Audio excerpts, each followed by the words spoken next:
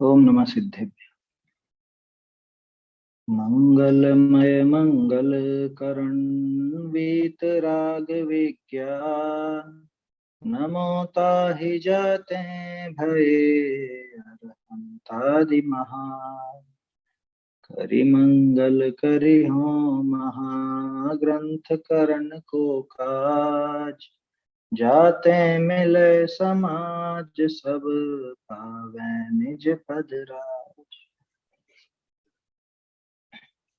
मोक्ष प्रकाशक ग्रंथराज पर अपनी चर्चा चल रही है। 9वां अधिकार है और सम्यक दर्शन का स्वरूप, मोक्ष मार्ग का स्वरूप, ये सब बातें यहाँ पे अपन समझ रहे हैं, है ना, थोड़े मिलजी साहब के माध्यम से। इसी क्रम में जब बात चली कि सम्यक दर्शन किसका नाम, तो सम्यक दर्शन तो तत्वार्थों के श्रद्धान का नाम है। तो कौन से तत्वार्थों का श्रद्धान करना, तो बताया जीव अजीव आश्रव बंध संवरण निजरा मोक्ष, ये 7 तत्वार्थ कहलाते हैं और इनका श्रद्धान ही सम्यक दर्शन कहलाता है। इसके बिना मोक्ष मार्ग का प्रारंभ नहीं होता, इसलिए इन 7 तत्वों के श्रद्धान अनिवार्य है, इन 7 तत्वों का।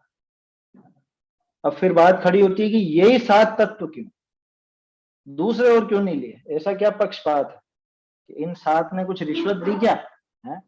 इनका ही नाम लेते हो, अन्य किसी का नाम नहीं लेते। जैन मत में जो बताए हैं यही 7 तत्व आप बता रहे हो, इसके अलावा तो कुछ और बता ही नहीं रहे।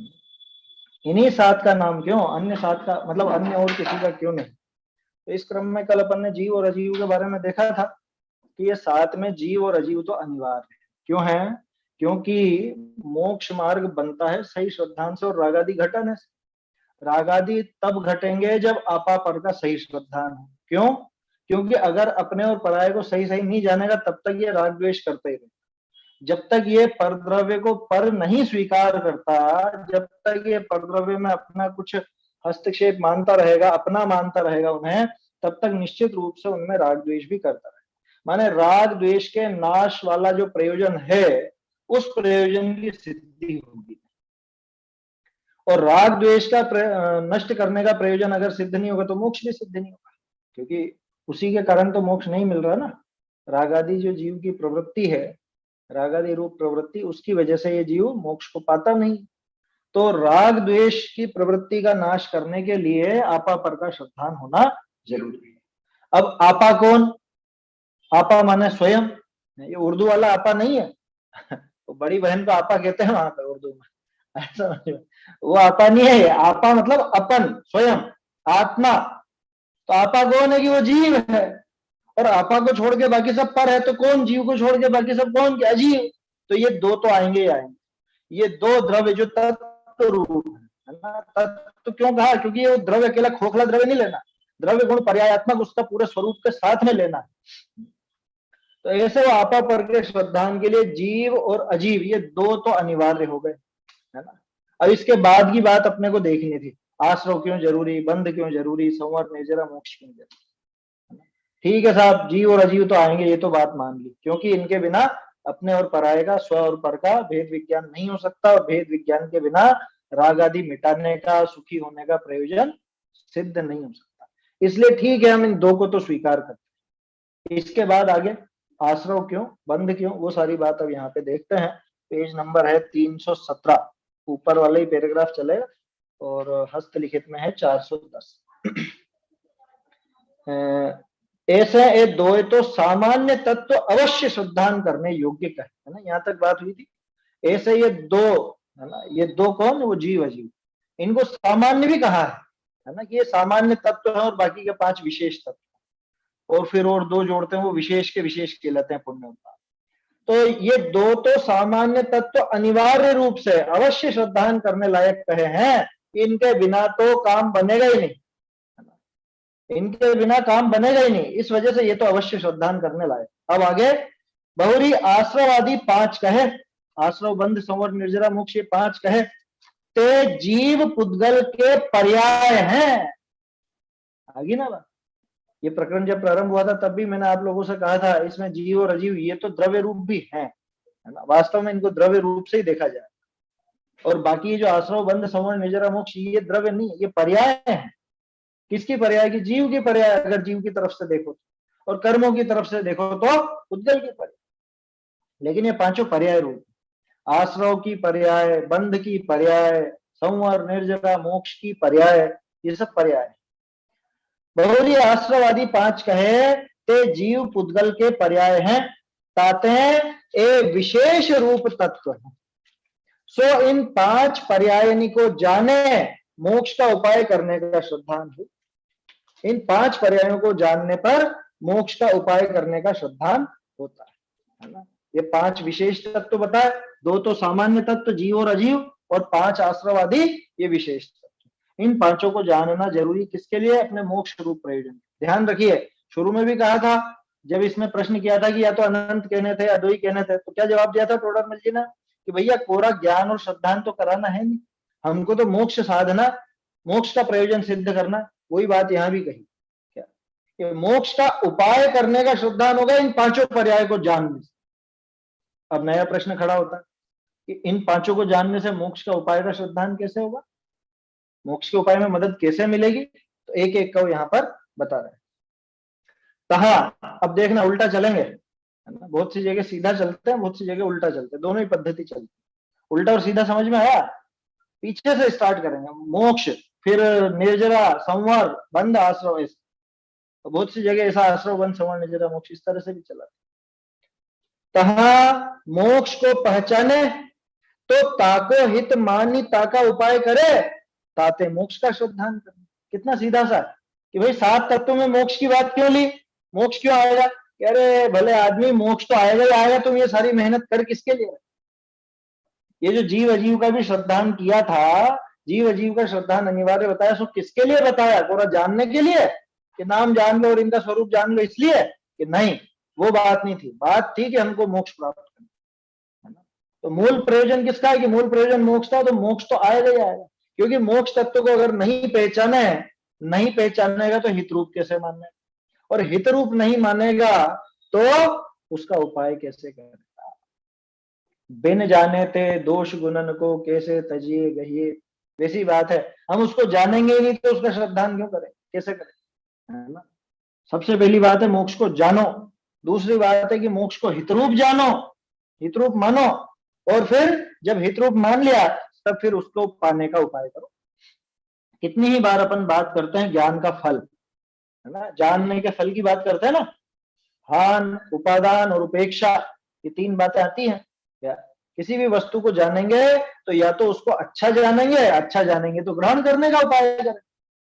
किसी भी वस्तु को जानेंगे तो या तो उसको बुरा जानेंगे, बुरा जानेंगे तो छोड़ने का उपाय करें। और कुछ भी नहीं है तो गेय रूप से पड़ा हो, क्या दिक्कत है? समझ, जान लिया ठीक, आ गया जानने में छुट्टी, अब नहीं जानना, ऐसा। वो उपेक्षा भाव भी होता है, वितराग भाव। अब ये बताओ, हमारा प्रयोजन है मोक्ष का, तो मोक्ष को जानेगा तभी तो हितरूप मानेगा ना, जानने पर ही तो उसको भला मानेगा, और जब उसको भला मानेगा तभी उसके लिए कदम बढ़ाएगा, नहीं तो कदम नहीं बढ़ा सकता। उसको हितरूप नहीं माने तो जा ही नहीं होता। अरे व्यापारी कैसे दुकान की तरफ दौड़ के जाता है? कोई भी काम आ गया अर्जेंट घर का, अरे नहीं नहीं अभी दुकान का टाइम हो गया। दुकान क्यों? दुकान हितरूप लगती है, वो व्यापार धंधा हितरूप लगता है, तो अपना दौड़ दौड़ के जाता है। आया समझ? बच्चों से कह दो कल छुट्टी है, अब कहाँ जाएंगे? साइकिल उठाई और खेलने चलो मैदान में। क्या आजकल तो बहुत कम जाते हैं, मोबाइल में घुसे रहते हैं बच्चे। क्या खैर वो दूसरी बात है, उससे अपने को मतलब नहीं। तो यहाँ तो बात यह है कि जिसको हितरूप मानेगा उसका प्रयास करेगा ही, और हितरूप तो तब मानेगा जब उसको जानेगा। इसलिए अगर मोक्ष प्राप्त करना है, मोक्ष प्राप्ति का उपाय करना है, तो उसको जानना भी जरूरी है, उसका ज्ञान करना भी जरूरी है। क्योंकि मोक्ष को अगर ये नहीं जाने तो हितरूप कैसे माने, हितरूप नहीं माने तो उसका उपाय कैसे करें। इसलिए मोक्ष तत्व भी आएगा। तीन होगा, जीव और अजीव तो आ ही गए थे पहले, उनकी बात तो पहले हो चुकी। अब ये तीसरा मोक्ष भी आ गया, बचे चार, उनको देखो। बहुरी मोक्ष का उपाय संवर निर्जरा है, सो इनको पहचाने तो जैसे संवर निर्जरा होई तैसे प्रवर्त, ताते संवर निर्जरा का श्रद्धान करना। लो कितना सीधा सा है, भाई अभी ये पता चल गया है कि अपने को मोक्ष प्रकट करना है ना, मोक्ष की प्राप्ति करनी, तो मोक्ष को जाना है ना, अच्छा जाना, और उसका अब मुझे इसका उपाय करना है, तो इसका उपाय कौन है? इसका उपाय तो संवर और निर्जरा है। संवर निर्जरा के अलावा और कोई उपाय कि नहीं, और कोई उपाय नहीं है। संवर और निर्जरा बताया है मोक्ष का उपाय, तो अब फिर संवर निर्जरा को भी जानना जरूरी है। अरे ये जो भी आप लौकिक में भी जो काम करते हैं ना, तो उस कार्य की सिद्धि के लिए जो जो चीजें उसकी जरूरी हैं, उन सब चीजों का ज्ञान प्राप्त करते हैं कि नहीं करते? मान लो मुझे मुझे कुछ काम करना है जिसमें कंप्यूटर की आवश्यकता पड़ती है, तो मैं कंप्यूटर को भी जानूंगा, और कंप्यूटर में क्या क्या चीजें लगी होती हैं जिससे वो काम कर सके, है वो उसकी हार्ड डिस्क होती है, वो रैम होती है, और वो क्या क्या होता है वो सब, सीपीयू वगैरह, उन सबको भी जानूंगा कि नहीं जानूंगा? बिल्कुल सीधा सा है तो। गुरुदेव देते थे उदाहरण पूरन पोली का या मैसूर पाक का, ये महिलाएं जानती हैं सब क्या। तो आपको बनाना है मैसूर पाक, तो उसमें जो जो चीजें डलेंगी उन चीजों को जानोगे कि नहीं जानोगे? कि घी डलेगा, और वो डलेगा क्या, बेसन डलेगा, और कितनी मात्रा में शक्कर डलेगी, कितनी मात्रा में घी, और कितना उसको क्या करना है, वो सारी विधि है ना। मैं तो जानता नहीं हूँ, लेकिन ये महिलाओं को सब ज्ञान होता है कि नहीं, कि अगर घी ज्यादा हो गया है, जरूरत से ज्यादा हो गया, तो फिर वो तो पता नहीं क्या बन जाए। आप हलवा बनाते हो और लपटी बनाते हो, दोनों आटे और शक्कर से ही बनती है ना, घी आटा शक्कर, यही तीन चीज लगती है। लेकिन हलवे में कितना आटा कितना घी, और लपटी में कितना आटा कितना घी, इसका ज्ञान होता है कि नहीं होता? तो जो काम मुझे करना है उसका भली भांति उसके उसमें जो जो चीजें लगती है उनका भी ज्ञान करना पड़ेगा। और हमारा प्रयोजन है मोक्ष का, मुझे मोक्ष प्रकट करना है, तो अगर मोक्ष प्रकट करना है तो मोक्ष प्रकट करने में जो संवर और निर्जरा होती है, उस संवर और निर्जरा को भी जानना और उसका श्रद्धान करना जरूरी। तो जैसे संवर निर्जरा होई तैसे प्रवर्ते, कब इनको पहचाने तब प्रवर्ते। अगर मैं संवर निर्जरा को जानू ही नहीं तो कैसे प्रवर्तूंगा बताओ? मैं आज तक उस संवर को मान लो यूं समझता रहा, निर्जरा को ऐसा समझता रहा, जैसा अभी थोड़े दिन पहले वो बात चली थी ना सुगंध दशमी की, ये धूप इसमें डाली और निर्जरा हो जाएगी। अब मैं वही सोचता रहा तो वही करूंगा निर्जरा को। कभी दिमाग में आएगा ही नहीं कि कुछ और चीज होगी। मुझे तो मेरे गुरु ने यही बताया कि तू तो धूप डाल इसमें धुपाना ना, और तेरे कर्मों की निर्जरा हो जाएगी। तो निर्जरा को मैंने वैसा समझा तो भर भर के धूप डाली। लेकिन जब पता चला कि ये धूप नल में खेने से कर्मों को नहीं जलाएगी, निज में निज की शक्ति ज्वाला जो रागत द्वेष नशाएगी, तो खुद की शक्ति मुझे प्रकट करनी। जब ये पता चला कि वो इच्छा निरोधस तपा तपसा निर्जरा चाहिए, सारी बात जब ख्याल में आई, तब मैं वो बाहर का वो सब छोड़ छाड़ के और फिर अपने आप जो उस निर्जरा का वास्तविक स्वरूप था जिससे वो निर्जरा बनती थी, उस निर्जरा को प्रकट करने का प्रयास करूंगा, उस संवर को प्रकट करने का प्रयास करूंगा। बिना संवर के वो निर्जरा अधूरी, कोई काम की नहीं, मतलब अधूरी क्या है, काम की नहीं। आया समझ में? तो इसलिए भी संवर और निर्जरा को जानना, और सिर्फ जानना नहीं, जानने के साथ ही पहचानना भी अनिवार्य है। जैसे संवर निर्जरा हुई तैसे प्रवर्त, कब कि इनको पहचाने तो, इनकी अगर पहचान करेगा तभी प्रवर्तेगा।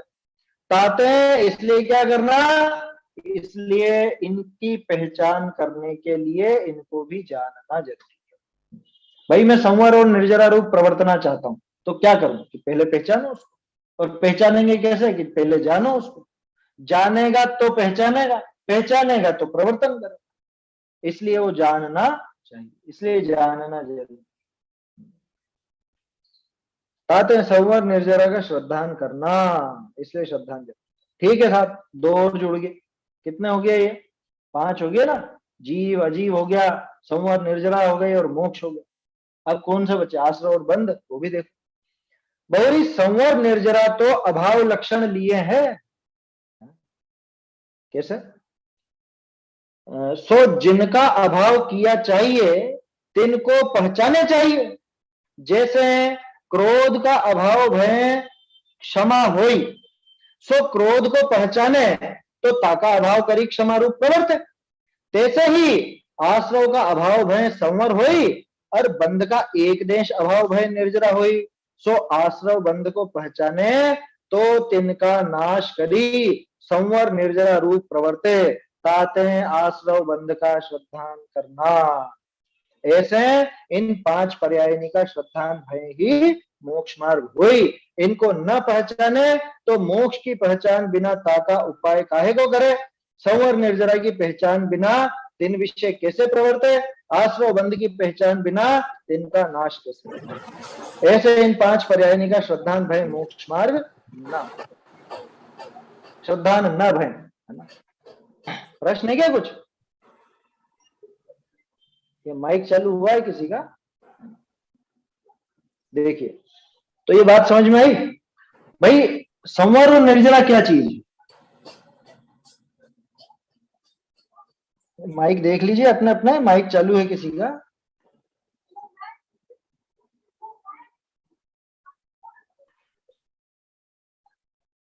चलिए, मेरी आवाज तो आ रही है ना बराबर? संवर निर्जरा कैसी बताइए? संवर निर्जरा अभाव रूप है।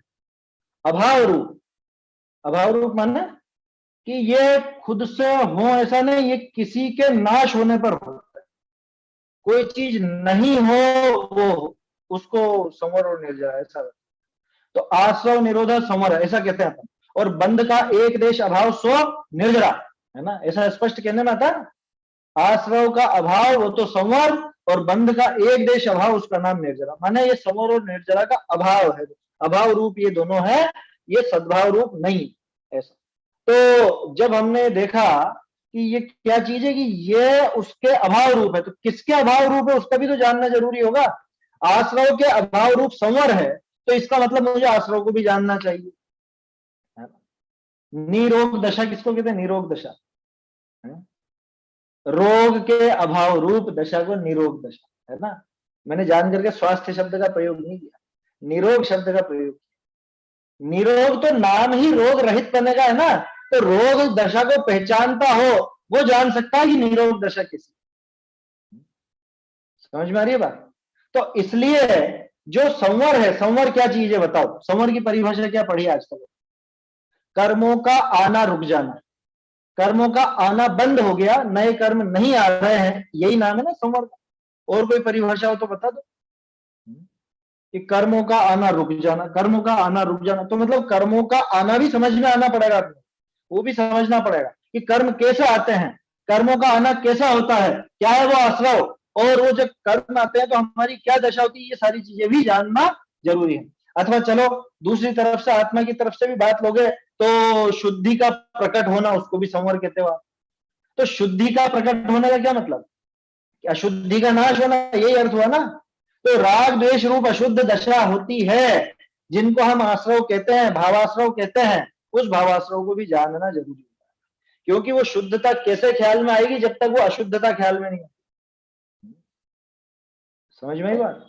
शुद्ध सोना कौन कह सकता है? हाँ भैया। कर्मों के आने को रुकने को तो संवर कहते हैं। तो आने के रुकने को, आना रुक गया, आकर के रुकना नहीं। आने के रुकने का मतलब अब कर्म का बंध नहीं होगा नया, यही ना मतलब। हाँ, नया बंधन नहीं होगा। तो उस समय जो जीव की स्थिति रहेगी तो उसमें वो कर्म खिरेंगे भी तो साथ में ही उसके निर्जरा के साथ। पुराने कर्म है कि नहीं है? सुनाई दे रही है ना, हाथ में तो लेने जाओ। हाँ बोलो भैया, आप बोलो। नहीं तो वो कर्म उसी समय साथ में खिर रहे हैं या वो कभी केवल मतलब बंद होना रुका है केवल? देखो, खिरना तो लगातार चालू है ना, खिरना तो हमेशा ही चालू है, ऐसा कभी नहीं है कि कर्म नहीं खिर रहे हैं। अब फर्क ये है कि अनादिकाल से जो हमारे कर्म खिर रहे हैं ना, उनके साथ साथ नए कर्म भी आते ही जा रहे हैं, तो वो खिरने का असर दिखता नहीं। जितने खिरते हैं, जितनी उधारी चुकाई उतना उधार और माथे होता जा रहा है रोज के रोज, तो वो कुछ फायदा दिखता नहीं। ये फायदा कब दिखेगा कि इधर तो पुराने कर्म खिरते जा रहे हैं, वो तो खिर ही रहे, और इधर नए आना बंद हो जाए, नए रुक जाए, नई उधारी माथे ना हो, तभी जाकर के वो खिरना फायदेमंद। तो निर्जरा तभी काम की जब संवर साथ। अब आपका प्रश्न है कि जिस समय नए नहीं आ रहे हैं उस समय पुराने खिर भी रहे हैं कि बाद में खिरना चालू होगा? खिर रहे हैं, लगातार खिर, आया समझ में? लगातार खिर रहे हैं, उस समय भी खिर रहे हैं। हाँ, इतना है कि संवर होने के बाद विशेष रूप से खिलता। अभी आपके बैठे बैठे अभी भी कर्म खिल रहे हैं पिछले। आपको ये जिनवाणी सुनने को मिल रही है ना, जिनवाणी पढ़ रहे हैं अपन, तो ये जिनवाणी कैसे मिली बताओ? पिछला कुछ पुण्य का उदय था तो मिला ना। अभी आप जिस मकान में बैठे हो, जिस कुर्सी पर बैठे हो, जिन कपड़ों को पहनकर बैठे हो, जो भी रुपया पैसा या जो भी इस समय आपकी सामग्रियां हैं, उन सबके लायक आपके पिछले पुण्य का उदय आया कि नहीं आया? वो आया तभी तो ये बोल रहे हो। और अभी मान लो शरीर में किसी की कोई आकुलता हो, कुछ भी ऐसी परेशानी हो, कोई प्रतिकूलता हो, तो पिछले पाप कर्म का भी तो उदय लगातार चल ही रहा है ना। तो जो कर्म का उदय है सो ही कर्म का खिरना है। क्योंकि कर्म और कैसे खिरते हैं? उदय में आए और खिरे, उदय में आकर के खिरते हैं, ये पद्धति है। अब चक्कर ये है कि संवर के साथ जो खिरना होता है वो वास्तविक अपने मोक्ष मार्ग में काम वाली, मतलब मोक्ष मार्ग में काम आए ऐसी निर्जरा। और ये जो लगातार निर्जरा हो रही है ये कोई काम की नहीं, इसको हम कहते हैं सविपाक निर्जरा। इसको सविपाक निर्जरा कहा जाता है। ये विपाक सहित मतलब फल देकर के खिल रही है तो कोई बड़ी बात नहीं। अविपाक निर्जरा हो तो काम की है, या संवर सहित हो तो काम की। कि पिछले आकर के खिर जाए कोई बात नहीं, उदय आ जाए, जो आना आ जाए, लेकिन नया तो नहीं बंधे, ऐसा वो काम की। नया जो नहीं बंधेगा वो दशा तो क्या होगी? वो तो केवल एक आत्मा के ध्यान वाली दशा में ही नहीं बनेंगे नए कर्म तो। बाकी नहीं, इसमें ऐसा है कि आत्मा के ध्यान के समय नहीं बंधेंगे, ये बात तो अलग है ही सही। इसके अलावा जब जीव सम्यक दर्शन प्राप्त कर लेता है उस समय बहुत से कर्मों का अपने आप ही बंध का अभाव हो जाता है, मतलब नए नहीं बंधेंगे, है ना। उसको भी संवर कहा जाता है। जैसे जो जीव सम्यक दर्शन में आया, चौथे गुणस्थान में आया, उस समय उसके मिथ्यात्व कर्म बंध रहा है क्या? नहीं बंध रहा। वो उस समय भोग भी भोगता है तो भी मिथ्यात्व कर्म नहीं बंध रहा, है ना। सम्यक दर्शन की दशा में मिथ्यात्व कर्म बंधता नहीं है, क्योंकि सम्यक दर्शन के साथ साथ मिथ्यात्व बंधने लग जाए तो फिर तो हो गया, फिर कौन जीव मोक्ष जाए। तो ऐसा समझना कि वो कैसी भी दशा हो, भले आत्मलीन नहीं हो, उस समय भी कुछ कर्म ऐसे हो जाते हैं कि जिनका बंधन रुक जाता है। जैसे अपन ने देखा था ना, पहले गुण स्थान में वो 16 प्रकृतियां हैं, दूसरे गुण स्थान में वो 25 प्रकृतियां हैं जो सिर्फ वहीं तक बंधती है। माने 41 प्रकृतियों का बंधन तो तत्काल रुक गया।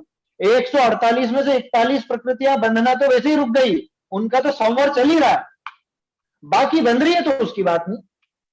ऐसा मत समझना कि जब आत्मलीनता होती है तभी कर्मों का संवर होता है, ऐसा नहीं।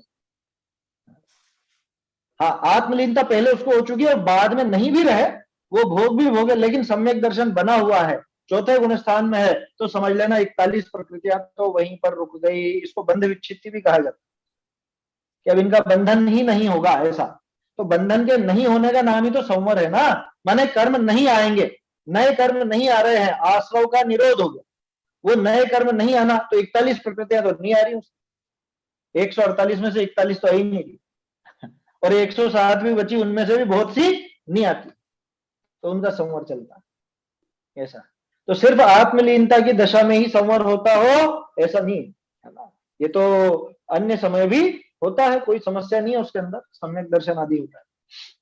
तो क्या कहा है यहाँ कि जो संवर और ये निर्जरा है, संवर और निर्जरा दोनों की दोनों अभाव रूप, तो जिसके अभाव रूप ये हैं उनको भी जानना पड़ेगा। क्योंकि जिसका अभाव करना, अरे आओ आपके घर में से वो सब हटा लो, क्या हटा लो, क्या हटा लो, कुछ जानना पड़ेगा ना, क्या चीज हटानी है। अभी दिवाली में बहुत सारी चीजें साफ सफाई होकर के सब हटाई जाएंगी ना कचरा पट्टी सब साफ होगा, कबाड़ा निकाला जाएगा, तो उसका मालूम भी तो होना चाहिए कि ये भी है घर में उन चीजों का पता हो तभी तो हटाओगे। तो उनको जानना भी जरूरी कि ये चीजें अपने काम की नहीं है, इनको हटाओ यहाँ से, निकाल बाहर। ठीक उसी तरह से तो ये आश्रय और बंध, ये कबाड़ा जो अनादिकाल का पड़ा हुआ है, इस कबाड़े को दूर करना है तो उस कबाड़े का ज्ञान भी जरूरी है ना। ये आश्रय बंध भी इसलिए जरूरी हो जाता है। अभाव रूप है सवर्ण जो है ना। क्या कह रहे हैं तैसे ही आश्रय का अभाव भय संवर हुई और बंध का एक देश अभाव भय निर्जरा हुई। सो आश्रय बंध को पहचाने। अभी ये बताओ मैं आश्रय बंध का अभाव कब करूं? पहले आश्रय बंध को पहचान तो लूं। यार आपके घर में एक जानवर घूम रहा है, आप उसको निकालो, कौन सा जानवर घूम रहा है? कौन घूम रहा है कि नहीं, बस कोई कोई घूम रहा है कि नहीं, बताओ तो सही, उसी हिसाब से तो उपाय करेंगे। छिपकली होगी तो उस हिसाब से उपाय होगा, चूहा होगा तो उस हिसाब से उपाय होगा, बिल्ली होगी तो उस हिसाब से उपाय होगा। हमें पता चले कि हमारे घर में बिल्ली रहती है तो अपन बिल्ली के लायक उपाय करें, हमें पता चले कि चूहा रहता है तो हम चूहे के लायक उपाय करें। मान लो हो तो बिल्ली और मैं लगा दूं चूहे का पिंजरा, तो क्या होगा फिर? तो जिस चीज को मुझे हटाना है, जिस चीज को निकालना है यहां से, उस चीज का ज्ञान भी जरूरी है। आया समझ में?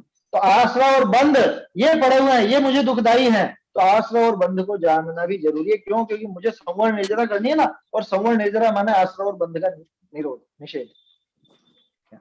आश्रय निरोध संवर और बंध का एक देश अभाव, उसका नाम निर्जरा। तो इसलिए उन आश्रय और बंध को भी जानना जरूरी है। देखो, सो आश्रय बंध को पहचाने तो तिनका नाश करी संवर निर्जरा रूप प्रवृत्ति। तो बिल्कुल सीधी बात है। ताते आश्रय बंध का श्रद्धान करना, ऐसे इन 5 पर्यायनी का श्रद्धान भय ही मोक्ष मार्ग। अब बोलो कोई कमी रही है इसमें? ये 7 तत्व क्यों चाहिए? यही था ना प्रश्न, यही 7 क्यों चाहिए? कि भाई मोक्ष का तो प्रयोजन है। सबसे पहले तो जीव अजीव, कि हमें खुद का और परायों का पहचान करनी, इनकी पहचान करनी ही करनी पड़ेगी।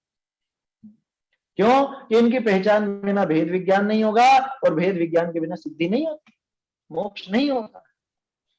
तो इसलिए जीव अजीव को जानना। और प्रयोजन क्या है हमारा? मोक्ष है। तो मोक्ष को जाने बिना प्रयोजन की पूर्ति कैसे करें?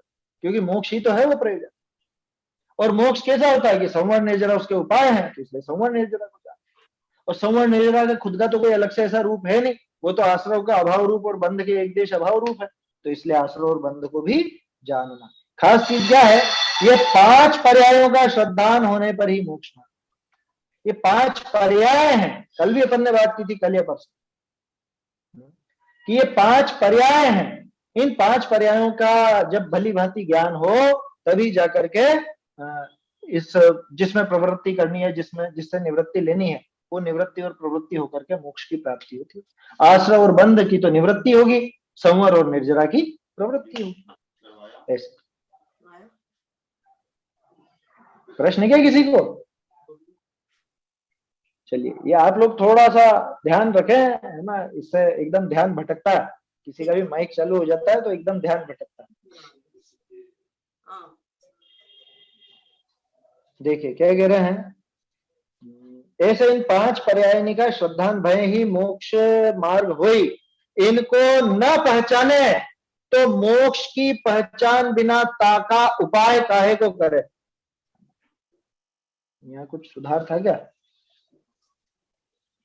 शायद उसमें होगा, सोनगढ़ वाली पुस्तक में होगा। मोक्ष की पहचान बिना ताका उपाय काहे को करे, और संवर निर्जरा की पहचान बिना 3 विषय कैसे प्रवर्तित। अब ये नेगेटिव दिखा रहे हैं कि अगर इनकी पहचान नहीं हो तो क्या हो, अगर मोक्ष की पहचान नहीं हो तो क्या नुकसान होगा, कि फिर क्यों करेंगे भैया, किसके लिए करेंगे? मोक्ष को पहचाने ही नहीं तो उसमें प्रवर्तन कैसे करें, उसके लिए कैसे उपाय करें? संवर निर्जरा को नहीं पहचाने तो उनमें प्रवर्तन कैसे करे? आश्रय और बंध को पहचान बिना उनका नाश कैसे करे? आश्रय और बंध दोनों को पहचानेगा तभी जाकर के नाश हो पाए। वो चूहे बिल्ली का ज्ञान होगा तभी चूहे बिल्ली को निकाल पाएगा। मालूम ही नहीं है कि कौन घुसा हुआ है घर में, कमरे के अंदर शेर हो और पिंजरा लगाया तो क्या काम? समझ में आई बात? ऐसे इन 5 पर्यायनी का श्रद्धान न भय मोक्ष मार्ग न हुई। इस तरह से अगर इन 5 पर्यायों का जीव अजीव को छोड़ के इन 5 पर्यायों का अगर श्रद्धा नहीं होगा तो ये पक्का मानना कि मोक्ष मार्ग नहीं हो सकता, और फलस्वरूप मोक्ष भी इसको नहीं हो सकता। इसलिए इन 7 तत्वों का जानना अनिवार्य, जरूरी नहीं है, अनिवार्य है, अनिवार्य। इन 7 तत्वों को जाने बिना मोक्ष मार्ग में प्रवर्तन नहीं हो सकता। प्रकरण बिल्कुल सीधा है, कोई इसमें ऐसी कठिनाई नहीं है। अन्य रूप ऐसा भी आता है, कैसा? वो सीधी पद्धति चलाते हैं कि भाई मूल में 2 तत्व हैं, जीव और अजीव। अब ये जीव और अजीव जैसे मिले तो दोनों के मिलते ही वो संसार खड़ा हुआ, और वो संसार किससे खड़ा हुआ? कि आश्रय से। कि दोनों मिले तो आश्रय हुआ, आश्रय होगा तो बंध भी हो जाएगा। अब आश्रय और बंध से जीव दुखी होगा तो अब क्या करे? कि आश्रय का अभाव करे तो वो संवर, और बंध का भी अभाव करे तो वो निर्जरा, और निर्जरा तो थोड़ी थोड़ी होती है, और निर्जरा जब पूरी हो जाए तो फिर मोक्ष। ऐसा भी किसी किसी ग्रंथ में आपको ऐसा क्रम भी देखने को मिलेगा। लेकिन ये ज्यादा सटीक है क्योंकि ये प्रयोजन की तरफ से कथन, यहाँ पे प्रयोजन पहले दिखाया कि भाई क्यों करना है, क्यों जानना है इन सबको, कि प्रयोजन मोक्ष का है ना, इसलिए जानना। हमेशा अपने प्रयोजन को ऊर्ध्व रखना चाहिए। ऊर्ध्व मतलब सबसे ऊपर, उसी को रखो, उसी को आगे रख करके बात करो। क्या हमारा क्या प्रयोजन है, क्या चाहते हैं हम, वो बोलते हैं ना, फोकस क्लियर रखो बिल्कुल अपना, एकदम लक्ष्य की तरफ निगाहें होनी चाहिए, बाकी इधर उधर की बातें नहीं कर। या प्रकार, अब देखो प्रश्न क्या था मूल में कि साहब अनंत है तो अनंत गिना देते हैं या दो ही गिना देते हैं, ये सब क्यों बताए। या प्रकार यद्यपि तत्वार्थ अनंत है, वैसे तो अनंत है, तिनका सामान्य विशेष करी अनेक प्रकार प्ररूपण हो, तरह तरह से प्ररूपण हो सकता, तत्वों का अलग अलग तरह से प्ररूपण किया जा सकता है ना, बहुत पद्धतियां हैं। अरे कर्णान योग में आप देखोगे अकेले जीव के वर्णन कितने तरह से करते हैं, 14 जीव समास के माध्यम से, 14 गुण स्थान के माध्यम से, 14 मार्गणाओं के माध्यम से, 24 ठाणा के माध्यम से, है वो सब है ना। तो वो सारा का सारा तो जीव के वर्णन, पुद्गल का भी तरह तरह से वर्णन किया जा सकता है कि इतने तरह की 23 प्रकार की वर्गणाएं होती हैं, कि इतने प्रकार के ये होते हैं, है? और ऐसे चाक्षुष और अचाक्षुष तरह के स्कंद होते हैं, और फिर उसके अंदर ऐसे ऐसे वो रुक्षत्व और स्निग्धत्व वो सब होता है। वो सारी डिटेल आ जाएगी। तो व्याख्यान तो बहुत तरह से किया जा सकता है, लेकिन यहाँ पे हम किन की बात करेंगे, अनंत तत्वों में से कौन से तत्वों को पकड़ेंगे, कि यहाँ तो एक मोक्ष का प्रयोजन है, हमें और बातों से मतलब नहीं, हमें दुनिया भर के विस्तार से कोई लेना देना नहीं है, यहाँ तो एक मोक्ष का प्रयोजन है। ताते दो तो जाति अपेक्षा सामान्य तत्व, जाति अपेक्षा दो ही जाति है ना, जीव और अजीव, ये दो तो जाति अपेक्षा सामान्य तत्व और 5 पर्याय रूप विशेष तत्व। दो तो एक तरह से ये जाति अपेक्षा सामान्य तत्व में द्रव्य ले लो, जीव और अजीव ऐसा है ना, जाति अपेक्षा दो तो सामान्य तत्व और 5 ये 5 इनके विशेष पर्याय रूप, 5 पर्याय रूप विशेष तत्व मिलाए 7 ही तत्व है। कहने को तो हम भी अनंत कह सकते हैं, लेकिन हमारा प्रयोजन मोक्ष का, और मोक्ष का प्रयोजन इनसे आसानी से पूरा हो जाता है। इनका यथार्थ श्रद्धान के अधीन मोक्ष मार्ग है। लो, इन बिना और इनका श्रद्धान हो वह मति हो, वह अन्यथा श्रद्धान हो, किसी के अधीन मोक्ष मार्ग नहीं, ऐसा जान लो। क्या कहा, इनके अधीन मोक्ष मार्ग, इन 7 तत्व के अधीन। गजब की पंक्ति है ये, कि मोक्ष मार्ग किसके अधीन, की इन 7 तत्व के अधीन। कि इनके अधीन माने कोई पराधीनता है? कब्जा कर रखा है क्या मोक्ष मार्ग पे इन्होंने, ऐसी पराधीनता है क्या? कि यहाँ अधीन का मतलब है कि भैया इनके बिना बनेगा नहीं, वो इन्हीं से बनेगा। माने मोक्ष मार्ग में अगर प्रवर्तन करना है तो इनको जानना अनिवार्य है, इसलिए वो अधीनता कही है। इनके अधीन मोक्ष मार्ग है, इन बिना ओरनिका, ओरनिका मतलब किसका, धर्म धर्म आकाश काल पुद्गल है, पुद्गल में भी दूसरे दूसरे तरह तरह के द्वीप समुद्र। कह रहे साहब ये तो लेकिन जिनवाणी की बात है ना, ये होगी जिनवाणी की बात है, मना नहीं कर रहे हैं, वो गुण स्थान हो, मार्गण स्थान हो, इत्यादि और चीजें हो, और कहो शैतल्य शक्ति आदि भी हो, भले बहुत गहरी गहरी बातें हो, है ना, बहुत ऐसी, जैसे मान लो एक कारण शुद्ध पर्याय, वो नहीं आती, बहुत से लोगों को नहीं आती समझ। अब साहब कारण शुद्ध पर्याय तो द्रव्य गुण पर्याय की चीज है, कि है, लेकिन अभी मूल में प्रयोजन भूत तो ये, समझ में ही बात, उनसे उनका ज्ञान हो या नहीं हो या उल्टा हो, कोई फर्क नहीं पड़ता। किनका, यही जिनवाणी की अन्य चीजों का आया समझ में। याद कीजिए वो जो सोमी गाथा है, उसकी सोमी की 98वें नंबर की है, दोहा पाउड़ की गाथा, पहले भी देखी अपन, टोडरमल जी ने भी कोट की, अंतो नत्थी सुइणम कालो थो व्यम दुम्मेहा तम नवर सिक्खी अवम जम जर्मण खयम कुणहि। अंतो नत्थी सुइणम, श्रुतियों का तो अंत नहीं है, सच्चे शास्त्रों का ही बता रहे हैं, अन्य की तो बात जाने दो, अन्य की तो गिनती क्या कर, सच्चे शास्त्रों की, सच्ची श्रुतियों का ही अंत नहीं है। समय थोड़ा है, समय बहुत कम है, और बुद्धि भी हमारी अल्प है, अत्यंत कम बुद्धि वाले हैं। तो क्या करना, तम नवर सिक्खी एवं, इसलिए जल्द से जल्द सीख लेना, जम जर मरण क्षयम कुणहि, जिससे जन्म जरा मरण का नाश हो सके, क्षय हो सके, वो विद्या सबसे पहले सीख लेना। और वो विद्या ये 7 तत्व की विद्या है। इसलिए इन 7 तत्व को तो जानना ही जानना, बेसिक चीज है। ये तो बचपन से ही सिखा देना चाहिए बच्चों को। 7 तत्व हो गए, द्रव्य गुण पर्याय हो गए, ये बेसिक चीजें हैं। इनके आधार से भेद विज्ञान होता है, इनके आधार से मोक्ष मार्ग में प्रवर्तन होता है, और इनका सही सही स्वरूप, कोरा रीडिंग नहीं कि परिभाषा नहीं, इनका सही सही स्वरूप ख्याल में आ जाए ऐसा। देखो समय तो हो रहा है अपना। इन बिना औरनी का श्रद्धान हो, वह मति हो, वह अन्यथा श्रद्धान हो, इनके बिना कुछ भी हो, है ना। सही सही आप स्वधर्म की जगह ईशान स्वर्ग को बड़ा मतलब पहला मान लो, कि चाहे आपको ऐसा मान लो कि वो मिथ्या दृष्टि कहां तक जा सकता है, द्रव्यलिंगी कहां तक जा सकते हैं कि साहब सर्व सिद्धि तक जा सकते हैं। कह कहां जा सकते हैं सर्व सिद्धि तक, वो तो नवे ग्रह तक। अरे ये भी जान लोगे तो भी कोई दिक्कत नहीं आ रही है मोक्ष मार्ग में, मैं ये कहना समझ में आ रही बात। सिद्ध शिला को नीचे ही नीचे मान लो, चाहे 7वें नरक को ऊपर ही ऊपर मान लो, कोई फर्क पड़ने वाला नहीं, कोई फर्क नहीं पड़ना। और ऐसा कैसे मान लेगा, अरे अपन तो नहीं मानेंगे, अपने को पता चल गया इसलिए नहीं मानेंगे। मान लो भूल चूक में किसी को ऐसा ध्यान रह भी जाए तो उससे मोक्ष मार्ग में कोई बाधा आने वाली नहीं। मूल ये 7 तत्व हैं, इनके आधार से मोक्ष मार्ग से। शिवभूति मुनिराज को कितना याद होता, कितना होता, तुष्मासम घोषंतो गाथा है ना, भाव पहुड़ की गाथा, उसी में से निकली है वो कथा। तुष्माश भिन्नम, तुष्माश भिन्नम, उड़द और छिलका अलग अलग है, इतना मात्र। तो उड़द और छिलके का करा उन्होंने क्या, कह रहे जीव अजीव तो कह देते कम से कम, उड़द और छिलका क्या कहने लगे, कि उन्होंने वो उड़द और छिलके में जीव अजीव की स्थापना कर ली दिमाग में, आया समझ में। वही समझ लिया कि ये उड़द और छिलका भिन्न है, ये उड़द अंदर ये छिलका बाहर, ऐसा। शरीर को छिलका और आत्मा को उड़द कह दिया, क्या आत्मा को उड़द कैसे कह दिया, अरे कह दिया, उसमें क्या फर्क पड़ता है, शब्दों की तरफ मत जाओ। उन्होंने वो मूल रूप से जो जीव और अजीव का भेद विज्ञान होना चाहिए, ये 7 तत्व में शामिल है ना जीव अजीव, ये उन्होंने जाना, इसकी पहचान की, और इससे काम हो गया उनका, कर लिया। इनको जानने पर ही मोक्ष मार्ग की सिद्धि हो सकती है, इनके अधीन ही मोक्ष मार्ग है, आया समझ में, अन्य किसी के अधीन नहीं। क्या इन बिना औरनी का श्रद्धान हो या मत हो या अन्यथा श्रद्धान हो, अन्यथा हो जाए ना कोई दिक्कत, अन्यथा हो जाएगा कोई समस्या नहीं है उसमें।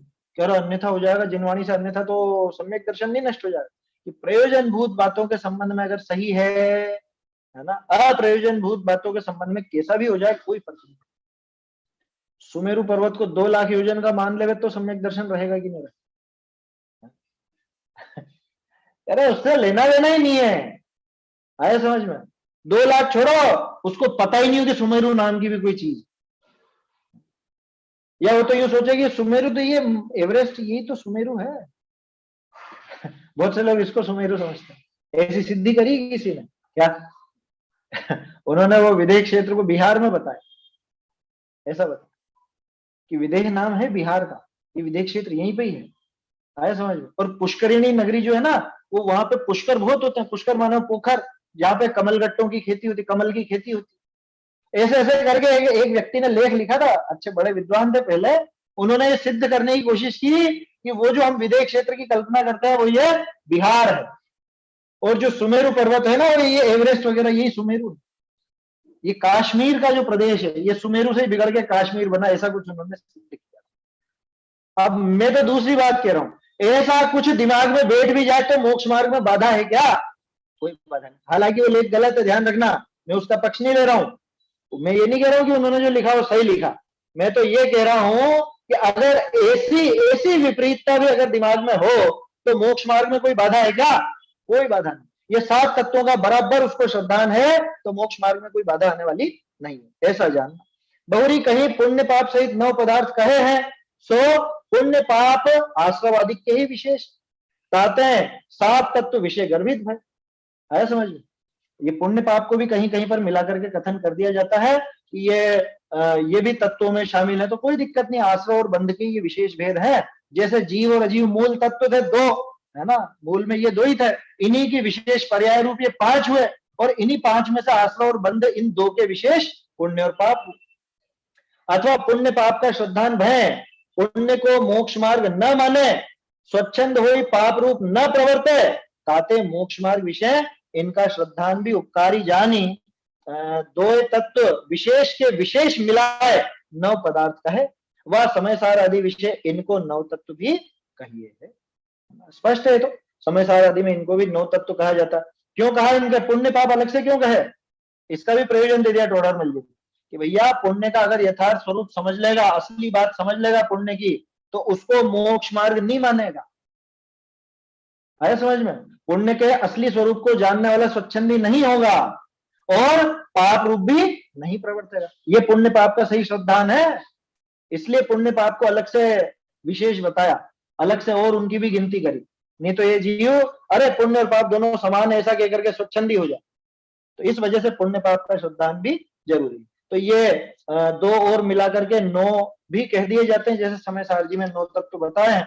तो ऐसे यहां अभी तक अपन ने ये देखा कि ये 7 तत्व ही क्यों, ये ही क्यों, इनके अलावा अन्य और कोई क्यों नहीं। तो ये पूरी सिद्धि यहाँ इस 1.5 पेज में तोडरमल जी ने की है। इसके आगे फिर और बात आएगी जहां पे दर्शन शब्द के अलग अलग अर्थ है या तिर्यंच को कैसे होता होगा, ये सारे प्रश्न अभी और बाकी हैं, वो अपन फिर आगे कल देखेंगे। मेरे ख्याल से प्रश्न भी पूरा हो गया है, समय भी अपना हो गया। पंडित जी, हाँ बोलिए बोलिए। प्रकाशक में विवेचनात्मक वो भाषा का प्रयोग किया गया है कि वर्णनात्मक? दोनों का ही है, अलग अलग जगह अलग अलग। ऐसा प्रश्न क्यों उठा आपको? एक प्रश्न आया उसमें मैं अब मुझे पढ़ना पड़ेगा दोबारा से। अच्छा मैं आपसे पूछता हूँ विवेचन और वर्णन में क्या अंतर है? कोई अंतर नहीं है, एक ही बात है। बस तो फिर ऐसे प्रश्न बिल्कुल बेतुके हैं वास्तव में, इन प्रश्नों में मत उलझा कीजिए, मूल बात को समझने का प्रयास कीजिए, है ना, अन्यथा मत लीजिएगा मेरी बात को। लेकिन ये बिल्कुल बेहुदा प्रश्न है कि विवेचनात्मक शैली है कि वर्णनात्मक शैली है। सही बात है भाई विवेचन और वर्णन में कोई विशेष फर्क है क्या? साहित्यिक दृष्टि से आप शब्दों को अलग अलग लेकर के और बात करो तो बारीकी निकाली जा सकती है, अर्थों का अंतर लिया जा सकता है, लेकिन उस प्रश्न में मतलब कोई दम क्या है, क्या क्या तत्व हाथ में? वो टिक लगा के उसको पूरा करना, ये मंगलायतन वो समझ गया मैं आपकी बात। बहुत से प्रश्न बनते हैं इस तरह के, है ना, लेकिन दम नहीं है ऐसे, इन चीजों में मत उलझिए। जो खास चीज है उसे पकड़ना सीखिए, है ना। बाबूजी की बात याद रखिए, सूक्ष्म और तीक्ष्ण बनाइए ज्ञान को, व्यर्थ की बातों में नहीं उलझाना, ज्ञान कष्ट पाता है इससे। चलिए, है ना, समाप्त करते हैं। निज निधि निज में बताई यह अनंत उपकार है, इसके लिए जिन वाणी माँ को वंदना शत बार है, वंदना शत बार है।